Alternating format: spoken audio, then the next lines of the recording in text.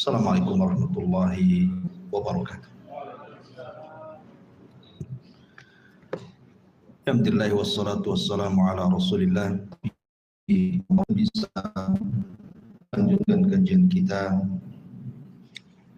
di Masjid Muhajirin. Salawat dan salam kita hadiahkan kepada Rasul kita Nabi besar Muhammad sallallahu alaihi wa ala alihi wasallam. Maka malam ini kita akan membahas tentang sejarah berdarah yang apabila sampai di bulan Muharram, tepatnya pada tanggal 10, kita diingatkan dengan sejarah ini. Sejarah apa itu? Terbunuhnya cucu Nabi SAW, Husain ibn Ali ibn Abi Thalib radhiyallahu anhu. Kenapa kita selalu mengenang kisah ini? Karena kisah ini berkaitan dengan kecintaan kita kepada Ahlul Bait. Dan kecintaan kepada Ahlul Bait itu bagian daripada agama. Dan kita cinta kepada mereka itu berpahala. Karena mencintai Ahlul Bait itu sama dengan mencintai Nabi sallallahu alaihi wasallam. Ma'asyiral muslimin yang dimuliakan Allah Subhanahu wa taala, sedikit kita jelaskan tentang biografi singkat tentang siapa Husain ibn Ali ibn Abi Thalib radhiyallahu anhu. Ma'asyiral muslimin yang dimuliakan Allah Subhanahu wa taala, Husain ibn Ali adalah orang yang sangat mulia. Bagaimana tidak mulia? Dia adalah pemimpin kita kelak di surga. Nabi SAW bersabda ketika menggendong Hasan dan Husain. Kata Nabi SAW, dua orang ini akan menjadi para pemimpin anak muda di surga. Sayyida syababi ahlil jannah. Bahkan kalau kita lihat ibu bapa mereka, ayahnya adalah Amirul Mukminin, khalifah keempat setelah Abu Bakar, Umar, kemudian Utsman. Yang keempatnya Ali radhiyallahu anhu. Ibundanya Fatimah adalah putri kesayangan Nabi SAW dan kelak akan menjadi pemimpin para wanita di surga. Bahkan satu di antara 4 wanita yang disabdakan Nabi SAW, kamula minar rijal kathirun wa lam yakmul minan nisa illa arba'ah. Laki-laki yang sempurna itu banyak, tapi wanita sempurna itu cuma ada 4 saja. Kemudian Rasul menyebutnya, satu Asiyah bintu Muzahim, istri daripada Fir'aun. Yang kedua Maryam bintu Imran, ibunda Isa bin Maryam. Kemudian yang ketiga Khadijah bintu Huwailid, istri Nabi SAW. Dan yang terakhir Fatimah bintu Rasulullah SAW. Artinya ayahanda dan ibunda Husain adalah orang mulia, dan kakeknya adalah Sayyidul Awwalin wal Akhirin, Nabi besar Muhammad sallallahu alaihi wasallam. Ma'asyiral muslimin yang dimuliakan Allah Subhanahu wa taala, disebutkan dalam sebuah riwayat Nabi sallallahu alaihi wasallam pernah bersabda tentang Husain. Kata Nabi sallallahu alaihi wasallam, Husain minni wa ana min Husain. Ahabballahu man ahabba Husaina wa Husain sibtun minal asman. Kata Nabi SAW, Husain itu bagian dari darah daging dan aku juga bagian daripada darah dagingnya. Allah mencintai siapapun yang mencintai Husain, kata Rasul, karena Husain adalah cucuku. Lihat bagaimana Nabi SAW menjadikan kecintaan kita kepada Husain adalah satu di antara kecintaan Allah kepada kita. Menunjukkan bahwa cintanya kita pada Husain itu ibadah. Kemudian juga Nabi SAW pernah mengatakan kepada Hasan dan Husain, huma raihanatai minad dunia. Keduanya adalah bak bunga yang sangat semerbak bagiku, kata Nabi SAW. Dan Nabi SAW juga mengatakan, Al-Hasan wal Husainu sayyida syababi ahlil jannah wa abuhuma khairun minhuma. Hasan dan Husain adalah pemimpin para pemuda di surga, dan ayah keduanya lebih baik dibandingkan keduanya, maksudnya Ali radhiyallahu anhu. Dan banyak lagi tentang keistimewaan Husain tidak mungkin kita jelaskan karena juga waktu. Kita ambil langsung poinnya tentang tragedi berdarah wafatnya Husain ibn Ali radhiyallahu an yang disebut dengan perang Karbala, atau juga disebut dengan perang Tof karena terjadi di lembah Tof. Ma'asyiral muslimin yang dimuliakan Allah Subhanahu wa taala, tepat pada tanggal 8 Dzulhijjah. 8 Dzulhijjah itu artinya masuk di hari Tarwiyah. Kalau ibadah haji tanggal 8 Dzulhijjah itu disebut hari Tarwiyah karena bertolaknya haji ke Mina. Ketika itu Husain dan seluruh keluarganya berazam untuk pergi ke Kufah. Tentu ada sebab. Karena ketika Muawiyah ibn Abi Sufyan kemudian meletakkan kekuasaannya kepada putranya Yazid bin Muawiyah dengan cara wasiat, harusnya Muawiyah tidak serta-merta mewariskan kekuasaannya kepada anaknya. Harusnya harus lewat syura. Karena begitu dalam Islam. Karena orang yang lebih afdal dibandingkan Yazid putranya jauh lebih banyak dari sahabat-sahabat Rasul. Di sana ada Abdullah ibn Umar, ada Abdullah ibn Abbas, Abdullah ibn Zubair. Bahkan yang terbaik dari semuanya adalah Husain ibn Ali yang masih hidup. Tapi entah kenapa, mungkin urusan politik kita tidak tahu, ijtihadnya Muawiyah memilih putranya untuk mewarisi kekuasaan, sehingga terjadi gejolak. Karena di mata para sahabat banyak yang lebih utama dibandingkan Yazid. Akhirnya ada beberapa orang yang tidak mau baiat kepada Yazid. Salah satunya adalah Husain dan Abdullah ibn Zubair. Akhirnya kemudian Yazid pun menekan keduanya agar berbaiat. Akhirnya keduanya lari dari Madinah dan sembunyi di Mekah. Singkat cerita, tiba-tiba kemudian orang-orang Irak, orang-orang Kufah berdatangan surat kepada Husain untuk datang ke Kufah. Dan di zaman itu surat menyurat bukan perkara mudah. Di zaman kita kecil saja susah surat menyurat itu.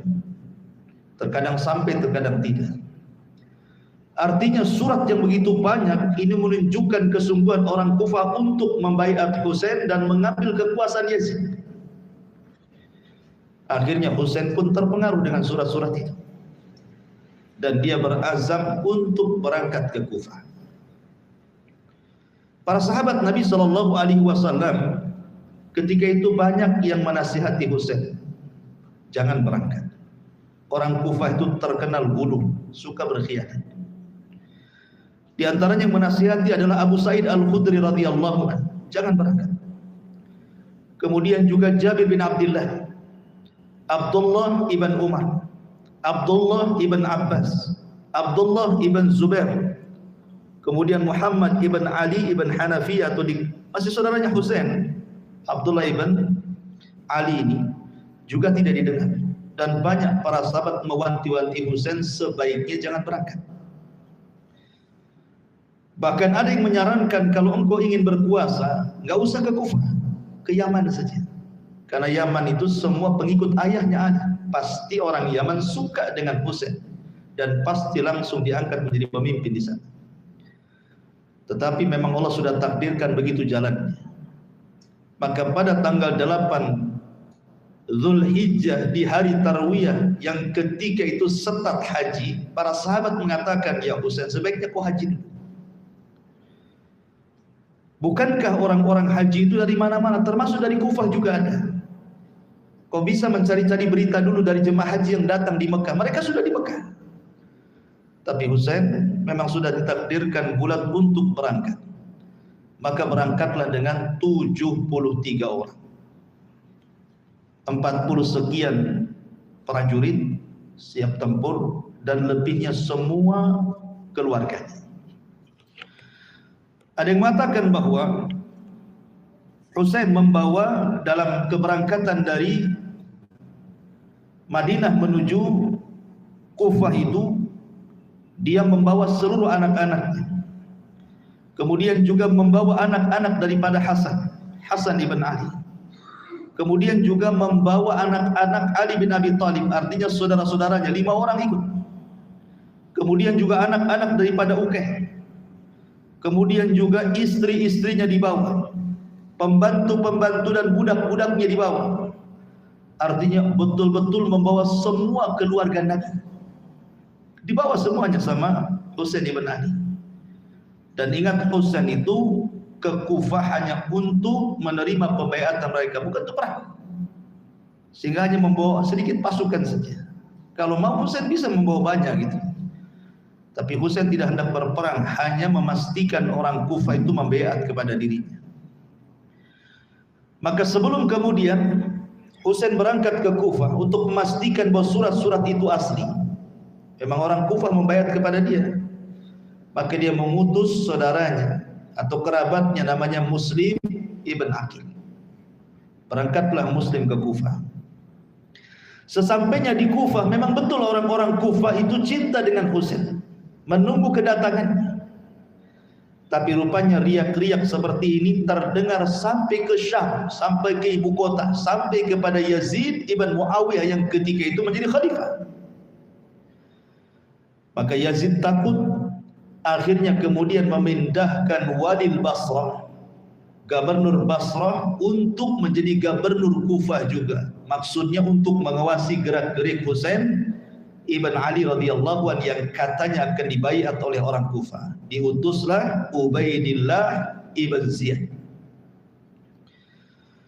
Ma'asyiral muslimin yang dimuliakan Allah Azza wa Jalla, rupanya Ubaidillah ibn Ziyad ketika Muslim ibn Aqil tahu ada di Kufah, maka singkat cerita akhirnya kemudian ditangkap dan dibunuh. Lah pembunuhan Muslim ibn Aqil ini tidak sampai ke Husain yang masih di Madinah. Karena di zaman itu kan komunikasi sulit gitu ya. Sehingga kemudian Ubaidillah ibn Ziyad menekan orang-orang Kufah dengan cara memberikan harta yang banyak agar jangan berbaiat kepada Husain. Subhanallah, terjadilah pengkhianatan orang-orang Kufah. Yang tadinya mereka meminta Husain datang untuk dibaiat, sekarang mereka gabung dalam tentara Ubaidillah ibn Ziyad, gubernur yang ditunjuk oleh Yazid ibn Muawiyah. Berangkat Husain, tidak tahu menahu kalau orang Kufah itu sudah berkhianat. Ketika kemudian berangkat dengan 73 orang dan mengabaikan nasihat para sahabat-sahabat yang mulia agar jangan berangkat, tetap juga berangkat. Maka ketika sampai di tempat yang disebut dengan Karbala, Husain bertanya, ini tempat apa? Maka orang-orang mengatakan, Karbala ya Husain. Maka Husain mengatakan, Karbun wa bala. Karbun itu kesulitan, bala itu musibah. Dia sudah gak enak dengan nama dari tempat tersebut. Letaknya di Bukit Tof, nanti perangnya disebut perang Tof. Ma'asyiral muslimin yang dimuliakan Allah Subhanahu wa taala. Ketika Ubaidillah ibn Ziyad mendengar gerakan daripada Husain sudah sampai di Karbala, maka Ubaidillah ibn Ziyad mengutus seseorang yang bernama Hur ibn Yazid At-Tamimi Ar-Riyahi. Hur ibn Yazid At-Tamimi Ar-Riyahi dengan membawa 1000 pasukan untuk menghalau Husain sebaiknya pulang kembali ke Madinah atau ke Mekah, jangan memasuki Kufah. Maka berjumpalah kemudian Hur ibn Yazid ini dengan Husain, dan Hur menasihati agar jangan sampai kemudian Husain masuk ke Kufah. Kemudian dihabarkan tentang pengkhianatan orang-orang Kufah, bahwa mereka tidak hendak berbaiat, mereka semua berkhianat. Sebenarnya Husain sudah ingin kembali. Dan ini juga bantahan kepada orang-orang yang berdalil bolehnya memberontak kepada pemerintah yang sah berdalil dengan pemberontakan Husain kepada Yazid bin Muawiyah. Husain tidak jadi dan ingin pulang. Ya. Tetapi keluarga Muslim bin Aqil ini, anak-anaknya tidak setuju karena ayahnya dibunuh masalahnya. Maka jadi mengatakan kepada Husain, wahai pamanku, bagaimana dengan darah bapak kami Muslim bin Aqil? Ini harus dibalas, qisas. Akhirnya kemudian Husain pun membela keponakannya, akhirnya tidak jadi balik ke Madinah. Dan dia mengatakan kepada Hur ibn Yazid At-Tamimi Ar-Riyahi bahwa dia tetap akan bertolak ke Kufah. Maka akhirnya Yazid pun mengatakan, sebaiknya kau pergi kemana saja terserah, tapi jangan ke Kufah. Aku takut darahmu tertumpah di sana. Tapi Husain tetap berjalan sambil dikawal dengan Al-Hur ibn Yazid At-Tamimi Ar-Riyahi. Rupanya Ubaidillah ibn Ziyad mengutus pasukan lagi lebih banyak dibandingkan pasukan yang dibawa oleh Hur ibn Yazid At-Tamimi, dipimpin oleh Umar ibn Sa'ad ibn Abi Waqqas dengan membawa 4.000 pasukan. Jadi sebelumnya 1.000, sekarang menjadi 4.000. Jadi kalau digabung menjadi 5.000 pasukan. Sementara Husain hanya membawa 73 orang. Itu pun separuhnya keluarga, separuhnya baru pasukan. Mana imbang? Akhirnya kemudian setelah berjumpa dengan Husain, mereka pun memaksa agar Husain jangan masuk Kufah. Akhirnya Husain pun menawarkan 3 pilihan. Karena mengingat ini bahwa anak-anak perempuan nyawa mereka terancam. Maka Husain mengatakan, aku memiliki 3 pilihan. Pertama, biarkan aku pulang ke tempat aku datang. Mungkin ke Mekah atau Madinah. Atau kalau kalian tidak izinkan, mana tempat sugur yang terdekat? Mana para mujahidin di perbatasan-perbatasan yang siap tempur, saya ingin gabung bertempur bersama mereka. Atau yang ketiga, biarkan saya mengambil rute yang lain. Saya tidak akan jadi ke Kufah, tapi biarkan saya ke ibu kota Syam. Saya ingin berjumpa dengan Yazid ibn Muawiyah. Maka Umar ibn Sa'ad ibn Abi Waqqas ini tidak bisa memutuskan dan mengatakan, tunggu sampai saya mengutus utusan dan meminta pandangan kepada Ubaidillah ibn Ziyad, gubernur Kufah. Maka berangkatlah utusan dari Umar ibn Sa'ad ibn Abi Waqqas, kemudian datang kepada wali Kufah. Pada awalnya wali Kufah ini, Ubaidillah ibn Ziyad ini, setuju agar Husain itu terserah pergi kemana, tapi jangan masuk Kufah. Tetapi bagaimanapun para penguasa tentu ada pembisik-pembisiknya di sekitarnya. Maka ada seseorang yang bernama Syamar ibn Dhi Jausan. Syamar ibnu Dhi Jausan. Dia Husain terbunuh. Dia membisikkan di telinga Ubaidillah ibn Ziyad dan mengatakan, wahai Amirul Mukminin, wahai wali Kufah, engkau ini pemimpin.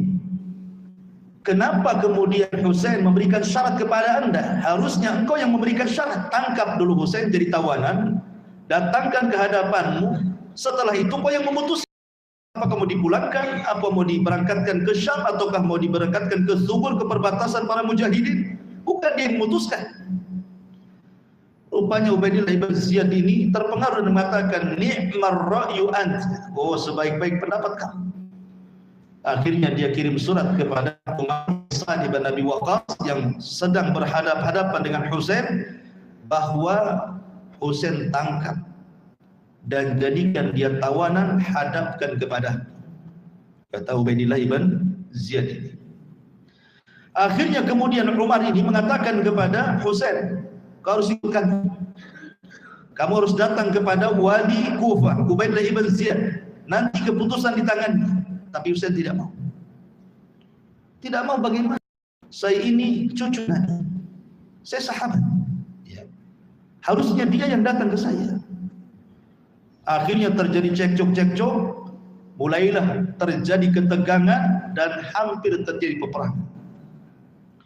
Hur ibn Yazid At-Tamimi yang pada awalnya membawa 1000 pasukan, melihat nyawanya Husain terancam, akhirnya dia letakkan baiatnya kepada Yazid, gabung dengan Husain dengan 40 pasukan, membentengi Husain jangan sampai darahnya tertumpahkan. Maka para prajurit mengatakan, ya Hur, bukankah kami adalah pemimpin kami, kenapa kau berbelot kepada Husain? Maka Hur ibn Yazid mengatakan, bagaimana tidak aku bela ibnu binti Rasulillah, dia anak daripada putri Nabi SAW. Pilihanku cuma 2, al-jannatu wan nar, surga atau masuk neraka.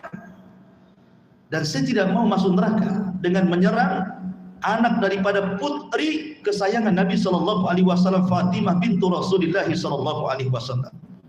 Maka Hur ibn Yazid At-Tamimi bergabung dengan tentara Husain. Siapa yang memulai? Akhirnya tiba-tiba saling menyerang. Tidak imbang, ikhwan. 5.000 melawan sekitar 50 atau 60 pasukan, karena selebihnya perempuan dan anak-anak. Akhirnya terjadi peperangan dahsyat di malam itu. Kemudian satu persatu gugur para prajurit yang dibawa Husain, termasuk anak-anaknya, termasuk anak-anak Husain, anak-anak Hasan, anak-anak Aqil, anak-anak Muslim bin Aqil, sehingga dari keluarga Nabi SAW 17 orang gugur dari kalangan ahli bait. Husain ibn Ali gugur di sini. Para ulama menyebutnya, siapa mereka yang gugur di sini? Pertama, saudara-saudara Husain sendiri dari anak-anak Ali radhiyallahu anhu. Karena Ali itu kan istrinya banyak, anaknya banyak. Dari antara saudara Husain 5 orang gugur di peperangan Karbala. Pertama, Muhammad ibn Ali ibn Abi Thalib. Kemudian Abu Bakar ibn Ali ibn Abi Thalib. Kemudian Ja'far ibn Ali ibn Abi Thalib. Kemudian Abbas ibn Ali ibn Abi Thalib. Kemudian Utsman ibn Ali ibn Abi Thalib. Kemudian Husain ibn Ali ibn Abi Thalib. 6 putra Ali gugur di sini. Kemudian anak-anak Hasan, Qasim gugur di pertempuran ini. Qasim ibn Hasan. Kemudian Abdullah ibn Hasan dan Abu Bakar ibn Hasan, 3 putra Hasan gugur di perang Karbala. Kemudian anak-anak Husain, Abdullah ibn Husain, kemudian Al-Akbar juga gugur di peperangan ini. Kemudian anak-anak Aqil ibn Abi Thalib, Abdullah ibn Uqail, Abdurrahman ibn Uqail, Ja'far ibn Uqail, Abdullah ibn Muslim ibn Uqail, termasuk juga Muhammad ibn Abdullah ibn Ja'far dan Aun ibn Abdullah ibn Ja'far, semuanya 17 orang gugur di Karbala. Ma'asyiral muslimin yang dimuliakan Allah Subhanahu wa taala.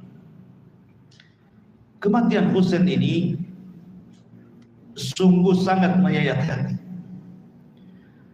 Karena ketika seseorang yang bernama Sinan ibn Anas ataupun Syamr ibn Jaushan, dua orang ini yang kemudian menyerang Husain, kemudian memenggal kepalanya, dipisahkan kepala dari badannya.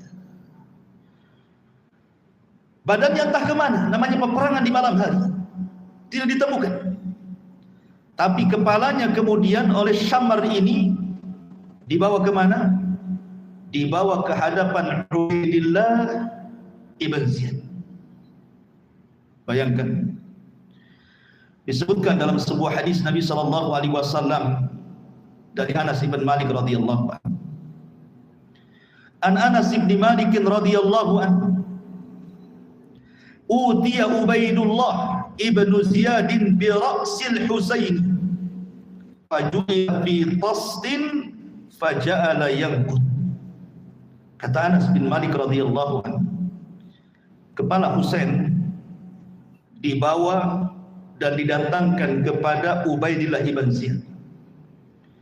Kemudian kepala itu ditaruh di atas bejana. Lalu Ubaidillah ibn Ziyad menusuk-nusuk dengan pedangnya. Kepalanya ditusuk-tusuk dengan pedang. Faqala, dan dia mengatakan, fi husnihi syai'an, fi husnihi syai'an. Kemudian dia mengatakan bahwa orang setampan engkau wahai Husain, kenapa kau melakukan seperti ini? Sambil dihinakan, matanya dicolok-colok dengan pedang.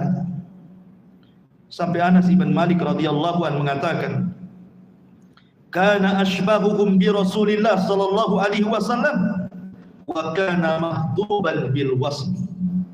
Sungguh Husain adalah orang yang mirip sekali dengan Nabi sallallahu alaihi wasallam. Mana Husain suka menyemir rambutnya, karena Husain itu tampan sekali. Lihat bagaimana kematian, sampai dipisahkan badan dengan kepalanya. Kepalanya dihinakan oleh Ubaidillah ibn Ziyad. Ini penghinaan kepada cucu Nabi sallallahu alaihi wasallam. Ma'asyiral muslimin yang dimuliakan Allah Subhanahu wa taala. Kemudian terjadi silang pendapat tentang lalu kepala ini dibawa ke mana? Kepala Husain ini dibawa ke mana? Ada yang mengatakan kepalanya dibawa ke Syam, kemudian dikubur di Syam. Ada yang mengatakan kepalanya tetap di Kufah dan dikuburkan di Kufah. Ada juga pendapat Syekhul Islam Ibn Taimiyah rahimahullahu ta'ala bahwa kepalanya dibawa ke Madinah, karena keluarganya meminta untuk dibawa ke Madinah, karena jasadnya tidak ditemukan masalahnya. Ada juga yang mengatakan bahwa kepalanya dibawa ke Mesir. Wallahu a'lam. Tapi sedemikian itulah kemudian tragedi pembunuhan Husain ibn Ali radhiyallahu anhu. Ma'asyiral muslimin yang dimuliakan Allah Subhanahu wa taala. Ketika itu tidak ada yang selamat dari keluarga Nabi sallallahu alaihi wasallam dari putra Husain kecuali satu orang. Allah yang selamat, karena ketika itu Ali al-Asghar As-Sajjad itu sedang sakit di tendanya, tidak ikut perang. Usianya sudah 21 tahun. Dan ketika Husain kemudian lagi bakar tangan itu, dia minta kepada Zainab saudaranya, wahai Zainab, bawa anakku, biar masih ada dari darah keturunanku yang akan hidup sampai kiamat. Maka Zainab kemudian berusaha untuk melindungi satu putra daripada Husain ibn Ali, yang kemudian dikenal dengan Zainul Abidin.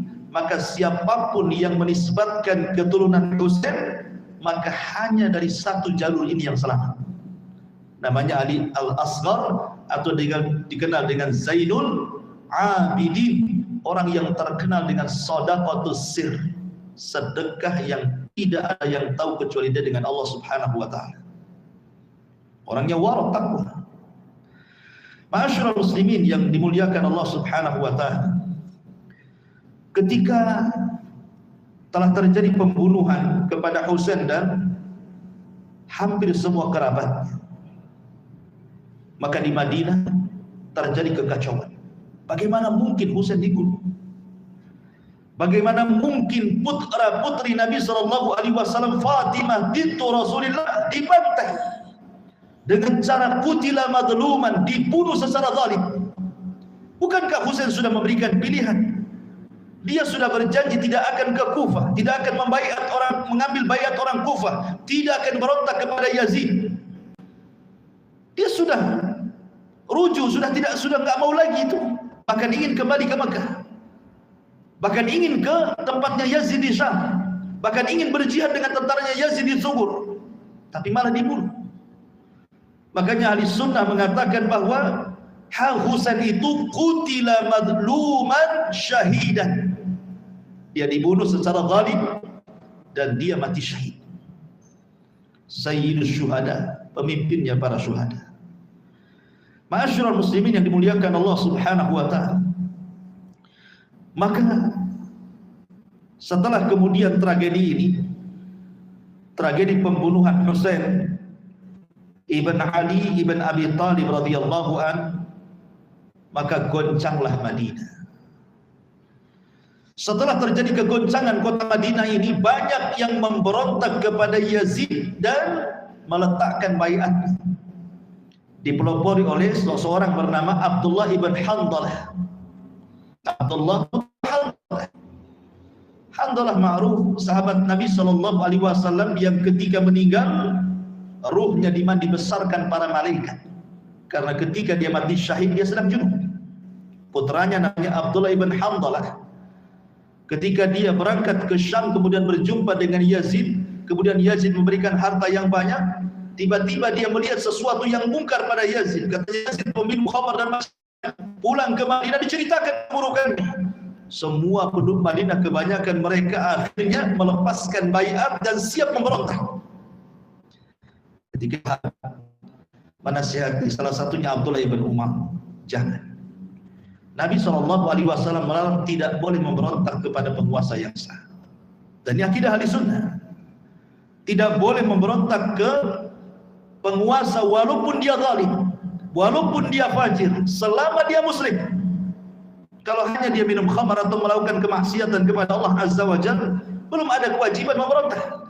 Jadi Abdullah ibn Umar ketika itu memberikan nasihat, jangan saya berontak. Makanya juga banyak yang tidak ikut, termasuk juga saudara daripada Husain juga tidak ikut. Termasuk Zainul Abidin tidak ikut memberontak. Tapi kadang kemudian tersulut emosi penduduk Madinah, apalagi di belakangnya ada Abdullah ibn Zubair, akhirnya mereka sampai mengusir gubernur Madinah yang diletakkan dari Syam oleh Ubaidillah ibn Ziyad, oleh Yazid ibn Muawiyah. Diusir wali Madinah itu. Karena itu orang-orangnya Bani Umayyah. Ketika kemudian penguasa atau gubernur yang dipilih oleh Syam ketika itu oleh Yazid diusir oleh penduduk Madinah, marah Yazid. Bagaimana bisa kemudian gubernur yang saya letakkan di situ kalian usir? Akhirnya kemudian Yazid mengutus pasukan besar dari Syam. Yazid mengutus pasukan besar dari Syam dipimpin oleh Muslim ibn Uqbah, yang ulama menyebutnya Musrif bukan Muslim, karena tidak layak dikatakan Muslim, karena dialah yang menghalalkan tertumpahnya darah 300 para sahabat, anak sahabat dan para tabi'in yang ada di Hijaz, Madinah dan Mekah. Berangkat tuh pasukan besar. Ketika kemudian sebagian pasukan sampai di Madinah, orang Madinah sudah siap perang. Akhirnya kemudian tentara Syam pun agak sedikit ketan mundur ke belakang. Rupanya ada kabilah Bani Harith memasukkan pasukan Syam dari arah yang lain, dari arah Khandaq. Maka pasukan yang tadinya menghadang pasukan yang pertama takut nih, keluarganya diserang di dalam kota, mereka pun balik ke kota, terjadi peperangan di Madinah. Akhirnya kemudian nyawa para sahabat, nyawa putra-putra sahabat, nyawa kibar tabi'in, para tabi'in melayang dalam peperangan ini. Makanya peperangan ini disebut Ma'rakatul Hurrah, peperangan Hurrah. Karena ketika itu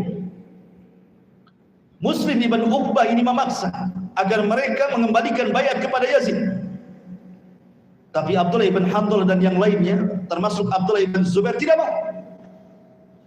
Akhirnya ketika terjadi kekalahan di kota Madinah, Muslim ibn Uqbah ini kemudian menghalalkan 3 hari.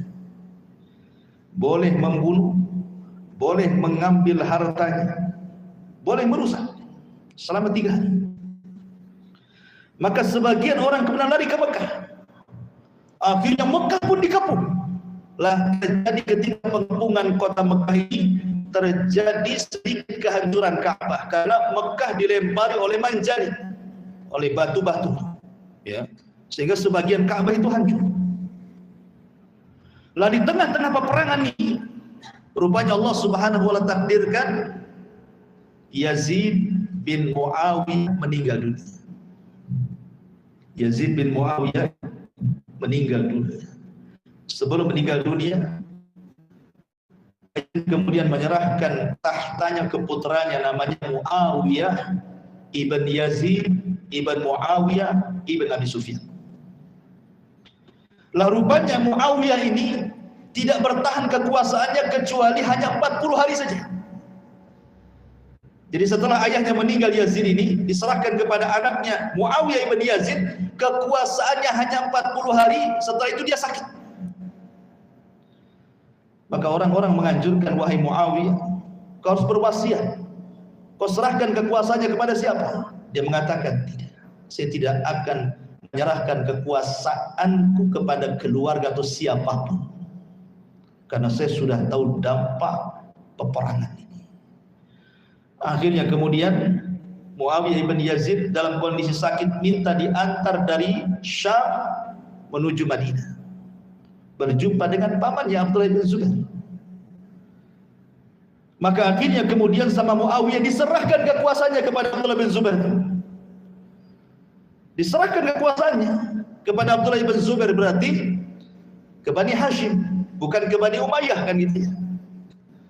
Sejak itulah maka kaum muslimin bersatu di bawah kekuasaan Abdullah ibn Zubair. Dan Abdullah ibn Zubair putra Zubair ibn Awam, dan Zubair bin Awam suami daripada Asma, dan Asma putri daripada Abu Bakar Siddiq radhiyallahu anhu. Lah ketika Abdullah ibn Zubair berkuasa, tidak semua membaiat. Salah satunya orang-orang Syam yang tidak membaiat adalah Abdul Malik ibn Marwan. Tidak mau dia, karena dia fanatik dengan Bani Umayyah. Dalam saat kondisi seperti ini kan Ka'bah itu hancur. Akhirnya Ka'bah dihancurkan sekalian oleh Abdullah ibn Zubair, kemudian dibangun kembali, tapi bukan seperti bangunan sekarang. Dikembalikan kepada bangunan siapa? Ibrahim, di mana Hijar Aswad itu, Hijar Ismail masuk ke dalamnya. Jadi bukan kotak tapi memanjang. Hijar Ismail itu yang ada tembok memutar itu masuk ke dalam Ka'bah. Dimasukkan gitu ya. Kenapa demikian? Karena ibundanya Asma memberitahu bahwa Nabi SAW pernah mengatakan kepada Ummul Mukminin Aisyah radhiyallahu anha, kalau bukan karena takut kepada fitnah kaum hai Aisyah, sudah kurobohkan Ka'bah itu dan kujadikan seperti bangunan Ibrahim alaihi salatu wassalam. Tapi sampai Rasul meninggal, Rasul tidak sempat merubah Ka'bah, dan baru terlaksana di zaman Abdullah ibn Zubair. Abdullah ibn Zubair tidak lama berkuasa, hanya 9 tahun. Terjadi pemberontakan dari Abdul Malik ibn Marwan. Maka akhirnya Abdul Malik ibn Marwan memproklamirkan diri sebagai khalifah di Syam. Kemudian mengangkat Hajjaj ibn Yusuf al-Thaqafi untuk menjadi panglima perang. Akhirnya kemudian sedikit demi sedikit kekuasaan Bani Umayyah diambil, dan berakhir kemudian menyerang Mekah dan Madinah, dan berakhir terbunuhnya Abdullah ibn Zubair di tangan Hajjaj ibn Yusuf al-Thaqafi. Ketika Khalifah Abdul Malik ibn Marwan kemudian tawaf di Ka'bah yang baru saja dibangun oleh Abdullah ibn Zubair, dia mengatakan kepada orang-orang, kadzaba Ibnu Zubair, Ibnu Zubair telah berdusta kepada Ummul Mukminin. Bagaimana bisa dia merubah Ka'bah? Kemudian dia mendoakan doa keburukan, qatalallahu Ibnu Zubair, Semoga Allah melaknat Ibnu Zubair. Bagaimana dia berdusta atas Ummul Mukminin sehingga merubah Ka'bah sedemikian rupa, katanya. Ada seorang tabi'in membisikkan di telinga Abdul Malik ibn Marwan dan mengatakan, sesungguhnya aku pernah mendengar apa yang didengar Abdullah ibn Zubair, bahwa Rasul pernah bersabda kepada Aisyah memang seperti itu, dia tidak berdusta. Baru kaget Abdul Malik ibn Marwan. Kenapa? Karena masalahnya ketika Ka'bah itu sudah dibangun oleh Abdullah ibn Zubair, ketika kekuasaan jatuh kepada Abdul Malik ibn Marwan, dirobohkan lagi Ka'bah itu. Kemudian dikembalikan lagi kepada bangunan orang-orang Quraisy. Lah ketika tawaf itulah dia melaknat Abdullah ibn Zubair dan mengatakan, sungguh dia telah berdusta kepada Ummul Mukminin. Kata seorang tabi'in, ya wahai Amirul Mukminin, Abdullah ibn Zubair benar. Kaget. Dan dia mengatakan, kalau hadis itu sampai kepada aku, tentu aku tidak akan merobohkan apa yang sudah dibangun Abdullah ibn Zubair. Jadi Ka'bah masih dirobohkan, dibangun, dirobohkan, gitu ya. Maka di masa Imam Malik pernah dimintai fatwa tentang masalah Ka'bah agar dirobohkan dan dikembalikan kepada bangunan Ibrahim. Imam Malik menolak dan mengatakan, tidak, aku tidak mau Ka'bah jadi mainan para penguasa, asli dirobohkan, dibangun, dirobohkan, dibangun, sampai kapan? Makanya Ka'bah sampai hari ini ya seperti bangunan orang-orang Quraisy, tidak memasukkan Hijr Ismail ke dalam. Ya. Ma'asyiral muslimin yang dimuliakan Allah Subhanahu wa taala. Inilah di antara cerita bagaimana Karbala. Ada catatan ma'asyiral muslimin yang dimuliakan Allah Subhanahu wa taala dalam masalah terbunuhnya Husain. Karena apabila datang di bulan Muharram tepat pada tanggal 10, terjadi dua kelompok yang berbeda ketika merayakan terbunuhnya Husain. Kelompok yang pertama orang-orang Syiah. Orang-orang Syiah Rafidhah yang bertempat di Iran dan juga di beberapa negara lainnya. Apabila datang tanggal 10 Muharram, maka mereka akan melakukan perayaan yang disebut dengan perayaan kesedihan. Mereka akan menepuk-nepuk dada mereka, pinggang mereka, kemudian badan mereka dengan cara apa? Dengan besi, golok, pisau sampai berdarah-darah. Terkadang memukul kepala, bahkan anak kecil pun diketuk kepalanya biar berdarah. Kenapa? Mereka mengatakan bahwa mereka bersalah.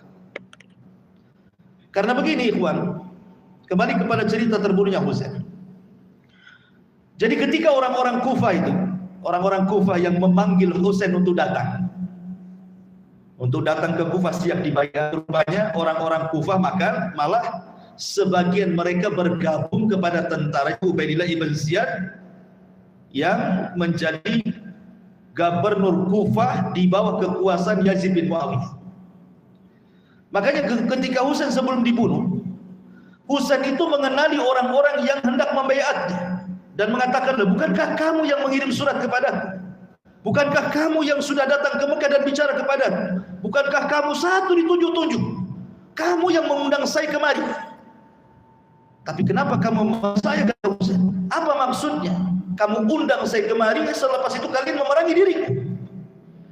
Mereka mengatakan, qad ghayyara al-amru ya Amir, ya Husain. Masalahnya sudah berubah.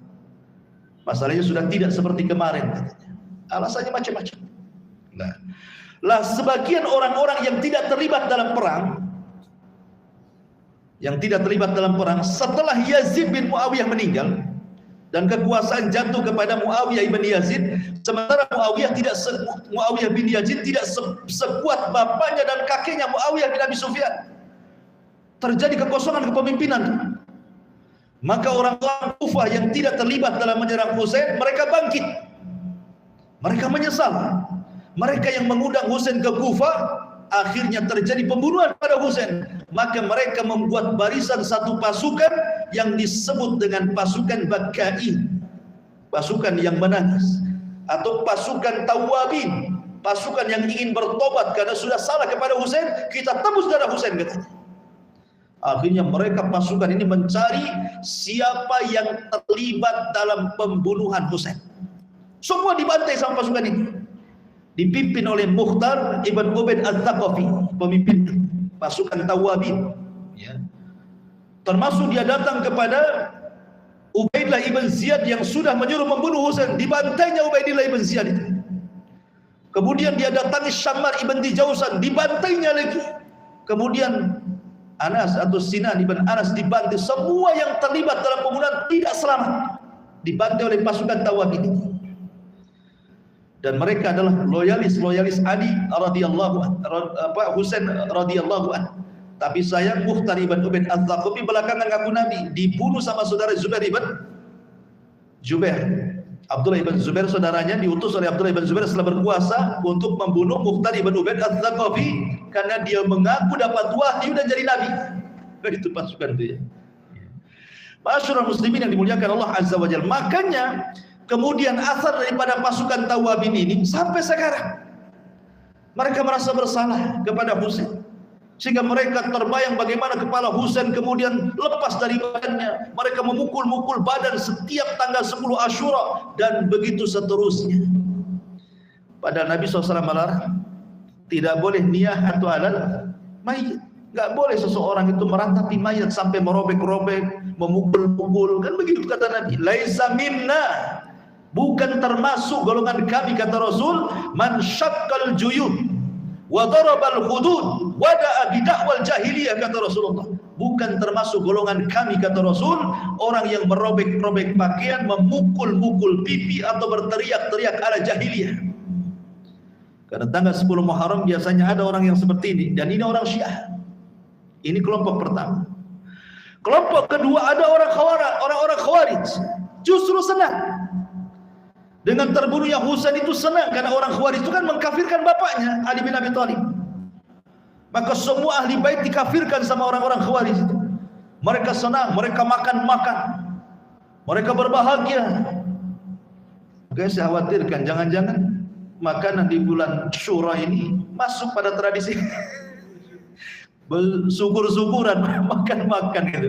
Seperti orang Khawarij senang dengan kematian Husain. Mudah-mudahan enggak. Ma'asyiral muslimin yang dimuliakan, enggak salah maksudnya gitu. Ma'asyiral muslimin yang dimuliakan, tapi ahli sunnah wal jamaah di sini mengatakan bahwa kita tidak seperti orang Syiah yang mereka merasa menyesal dengan apa yang sudah mereka lakukan sehingga memukul-mukul, meratap-ratap dan begitu seterusnya. Tidak pula kita senang dengan orang-orang Khawarij. Tapi kita katakan Husain itu kutila madluman syahida. Dia dibunuh secara zalim dan dia mati syahid. Dan kita melaknat siapapun yang terlibat dalam pembunuhan Husain. Akan tetapi ada orang yang kemudian mengungkit-ungkit tentang kesalahan Yazid ibn Muawiyah. Apakah Yazid ibn Muawiyah ini terlibat dalam pembunuhan Husain? Yang kemudian akhirnya banyak orang yang mencela Yazid dan melaknat Yazid.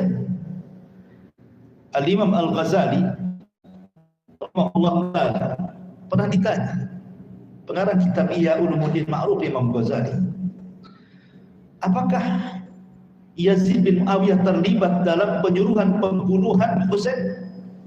Kata Imam Ghazali, la yathbut, tidak. Tidak ada satupun riwayat yang mengatakan Yazid ikut terlibat. Dan ini adalah pendapat Syekhul Islam Ibn Taimiyah rahimahullah ta'ala juga, dan juga ulama-ulama sunnah yang lainnya. Yazid tidak terlibat. Bahkan Yazid ibn Muawiyah ini ketika dia tahu bahwa Husain terbunuh nih, menangis dia. Kemudian dia mengatakan, seandainya aku bersama kalian, la afautu anhu, aku akan maafkan dia. Kenapa kalian bunuh? Siapa yang nyuruh? Kemudian keluarganya yang masih hidup dijamu, dihormati, diagungkan oleh Yazid ibn Muawiyah. Adapun orang-orang Syiah kemudian menuduh bahwa keluarga Ali, keluarga Hasan kemudian ditawan, dirantai, dibawa gitu ya, dan dihinakan. Ini karena dendam mereka saja, mereka membuat fitnah seperti itu. Kita harus insaf, ya, tidak boleh mengatakan seperti itu, karena tidak ada. Karena bagaimanapun Bani Umayyah dengan Bani Hashim itu saling menghormati. Makanya ketika di zaman Abdul Malik ibn Marwan, Haji ibn Yusuf itu menikah dengan Fatimah bintu Abdullah ibn Ja'far. Marah Abdul Malik ibn Marwan. Jangan sampai Haji menikah dengan dia, katanya. Bukan berarti kemudian diharamkan, tidak, maksudnya kamu tidak sekufu dengan dia. Nasab mereka lebih tinggi, maksudnya seperti itu. Artinya Bani Umayyah menghargai sekali, tetapi orang-orang Syiah memburuk-burukannya. Ma'asyiral muslimin yang muliakan Allah Azza wa Jalla. Bagaimanapun Bani Umayyah itu masuk dalam sabda Nabi SAW, mulkun wa rahmah. Kerajaan yang penuh dengan rahmat. Kerajaan yang penuh dengan rahmat. Disabdakan Rasul seperti itu. Ma'asyiral muslimin yang dimuliakan Allah Azza wa Jalla. Makanya ahli sunnah dalam mengomentari tentang kematian Husain, cuman kesalahan Yazid bin Muawiyah yang dikritiki para ulama adalah dia tidak menghukum para pembunuh Husain, itu saja kesalahannya. Harusnya dihukum. Ya. Dan itu tidak terjadi. Itu yang kemudian jadi bahan kritikan beliau, Yazid bin Muawiyah.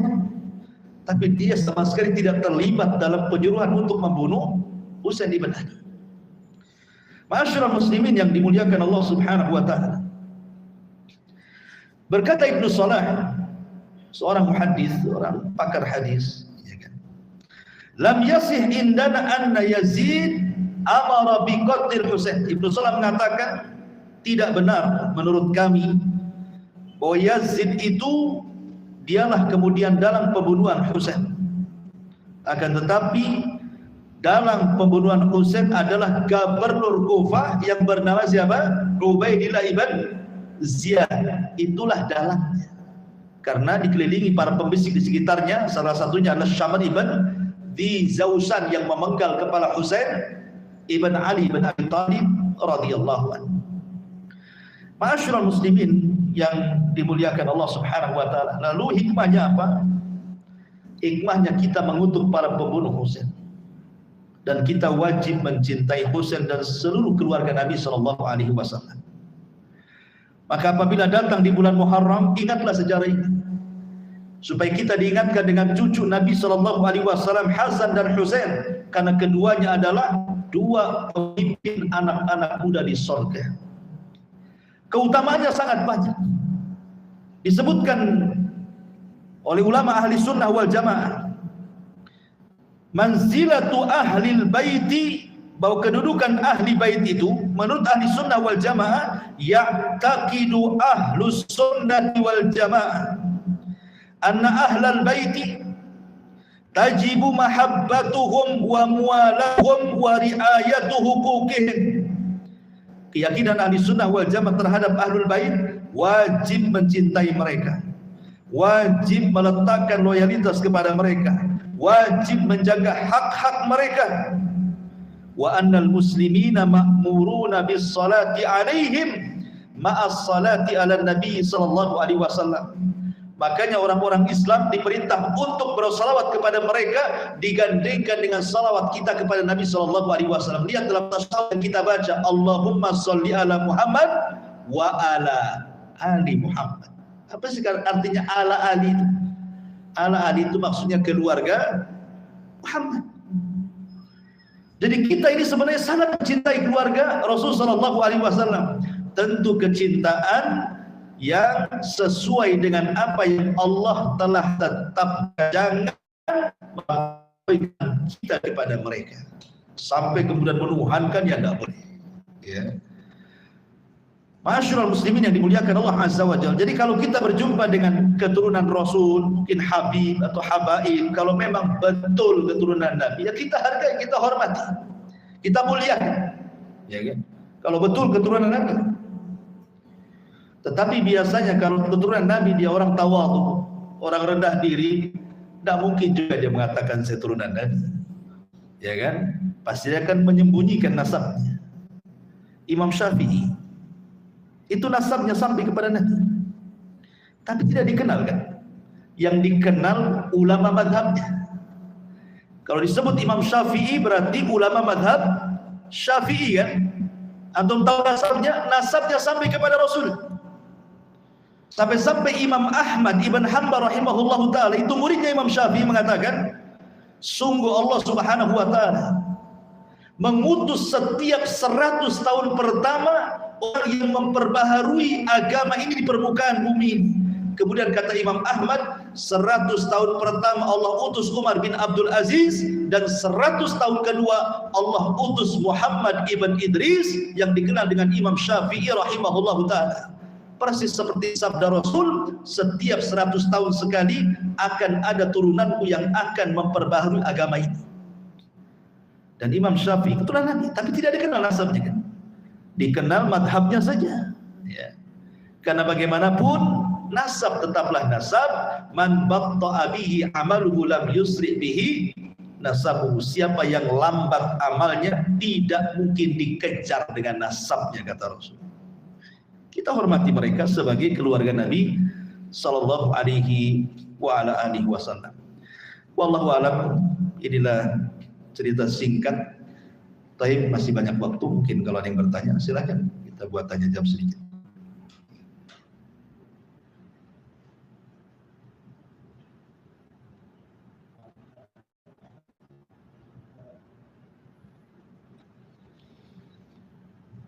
Ada, alhamdulillah. Cepat tutup, cepat balik, cepat tidur. Subhanallah bihamdika, asyhadu an la ilaha illa anta astaghfiruka wa atubu ilaik. Allahu ta'ala alam. Assalamualaikum warahmatullahi wabarakatuh.